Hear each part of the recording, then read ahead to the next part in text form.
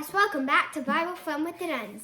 Today we're studying Genesis chapter 37 and 39. Let's jump right in. You forgot 38. Oh, yeah. That too. Yeah, that too. Okay. So, at this point, Jacob is a grown man and he has children, 12 children. And so, Joseph is his favorite, and then this makes his older brothers hate him. And although my brothers can be annoying sometimes, I don't hate them. And your parents don't have favorites? Yeah. Who's my favorite? Me. Okay. They're all my favorite. Okay, so where was I? Oh yeah, he was his favorite. And so his dad made him a coat or a robe of many, many colors. And this makes his brothers even more angry. And jealous. And so they all go hunting, and they see Joseph in the distance, and they say, "Hey, Joseph, hey, let's kill Joseph." And so, what's his name? Reuben. He says, we shouldn't kill Joseph. He's still our brother. Mm-hmm. And so, let's just throw him into that well right there. Deal. Then they see these Ishmaelites. Very good. Ishmaelites just coming across the road or the woods. The desert. The woods. Wherever they are. Yeah, wherever they are. And then he says, actually, let's sell them to them. And so they sell them to them for silver? 20 shekels of silver. 20 shekels of silver. Which reminds me of a story we'll hear later on in the New Testament. Yes. With Jesus. Betrayed for silver. Okay, keep going. Okay, and so, where was I? Oh, yeah. They sell him to the Ishmaelites. They sell him to the Ishmaelites. And so, let's get back to Joseph's brothers. So they say here, so they took off his robe of many, many colors, and they kill a male goat. Mm-hmm. Yeah, goats.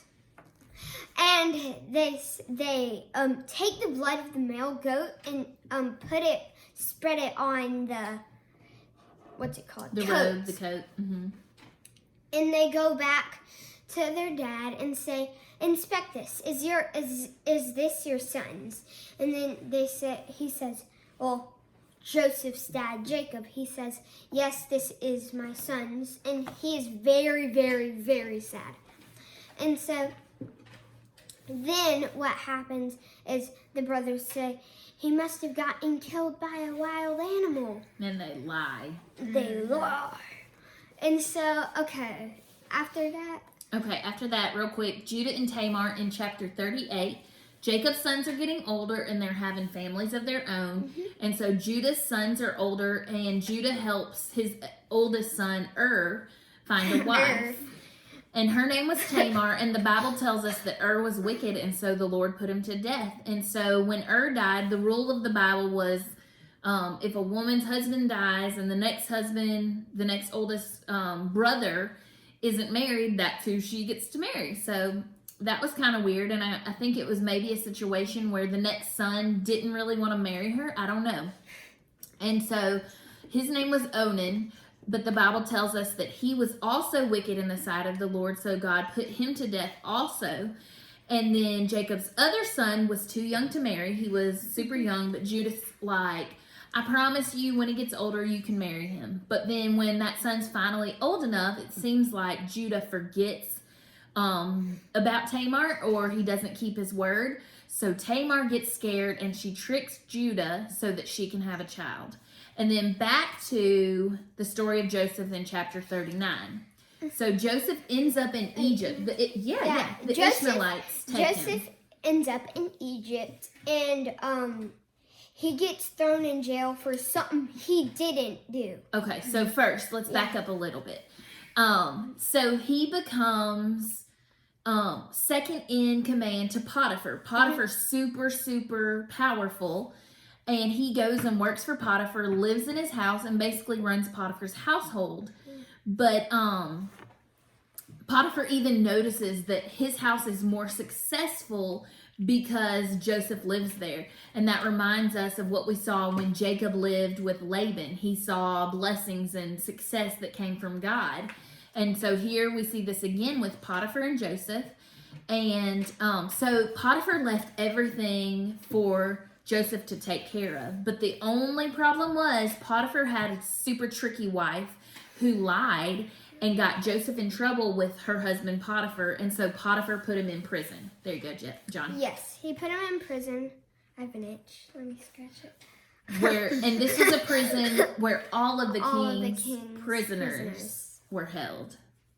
Anything else about him being in jail?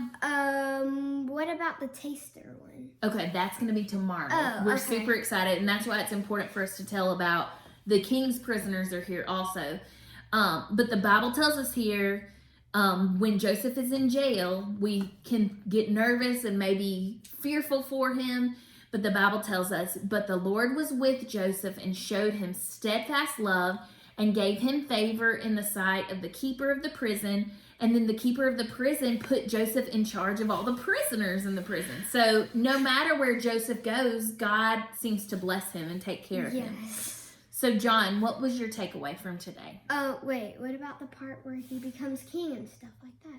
He doesn't become king. Well, no, And not that wasn't king, second in today. charge. That wasn't today. Oh. That's coming. He gets. John is really excited. He loves the story of Joseph and he wants to tell all of it. So, what was your takeaway?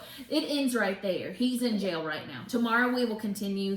We're super excited for that next part, aren't we, John? Uh-huh. So, what was your takeaway from these 3 chapters? Okay, so kind of a spoiler.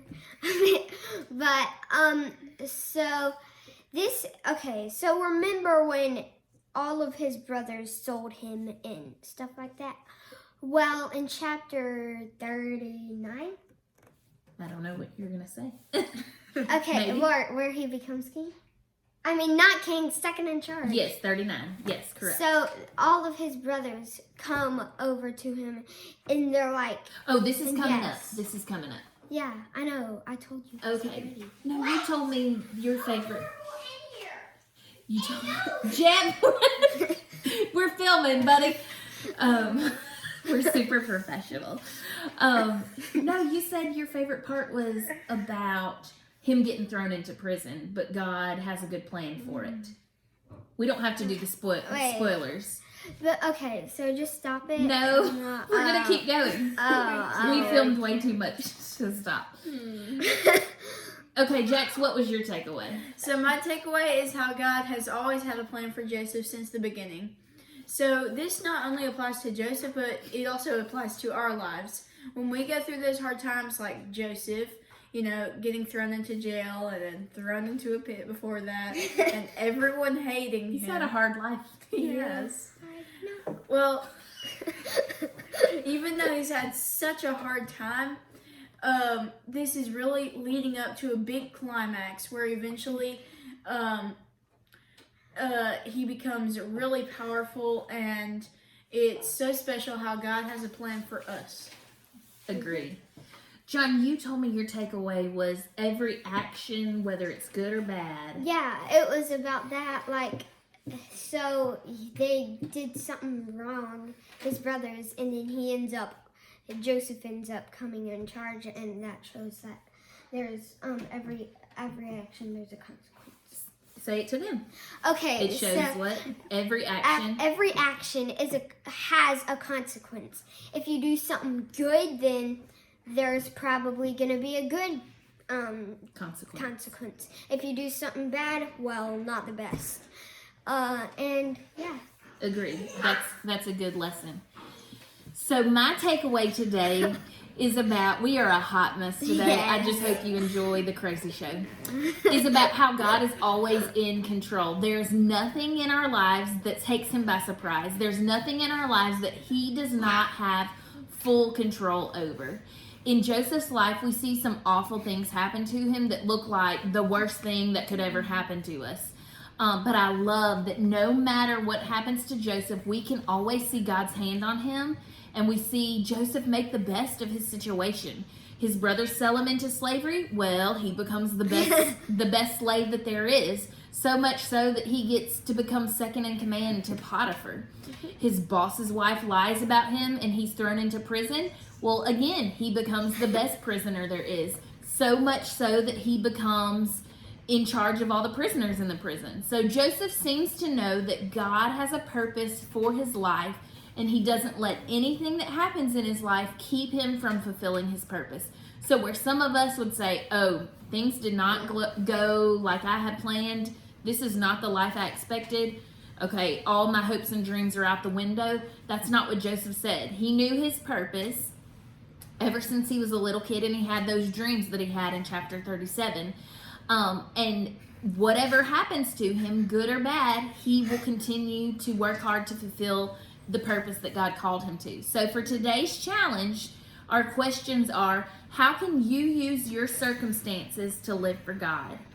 And then what if the things that happen in your life don't look like what you expected? Can you still live for God in those times? So y'all think about those questions and talk about them with your family, and we will see you tomorrow. Bye. Bye.